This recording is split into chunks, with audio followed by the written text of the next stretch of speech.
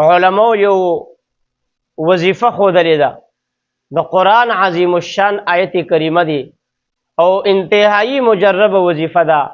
کم انسان چې د معدې بیمار وي، په معده باندې بوج راځي یا نوره مسله وي د معدې، نو الله رب العزت په د قرآن کریم د دغه آیت په برکت باندې انشاءالله دته صحت ورکوي. انتهایی مجربه وظیفه ده. درېمه سپاره کې آیت کریمه دی اعوذ بالله من الشیطان الرجیم بسم الله الرحمن الرحیم ربنا لا تزغ قلوبنا بعد اذ هديتنا وهب لنا من لدنك رحمه انك انت الوهاب.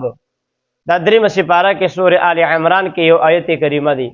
کم انسان چې د معدې بیمار وي، کاغه د معدې سوزش وي، که د معدې باندې بوج وي، که نوره څه بیماري وي د معدې، نو دا آیت کریمه دی انسان سحر او ماښام 21 مرتبه وي ربنا لا تزغ قلوبنا بعد اذ هديتنا وهب لنا من لدنك رحمه انك انت الوهاب. دا د 21 پیرې وي، سحر دې وي او ماښام دې وي. په اوبو باندې دې کوف کوي، اوبه دې پې ځان له دموي او هغه دې څکي.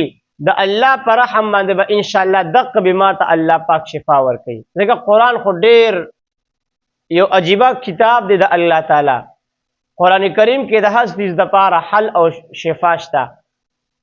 نو دا وظیفه ځان دپاره ونیسئ. هغه ملګري چې کوم ملګري د معدې بیمار وي، چاته د معدې شکایت وي، نو دا بیماري دا وظیفه دا ځان له ونیسئ. دغه بیمارۍ نه به ته الله پاک انشاءالله صحت کامله درکړي.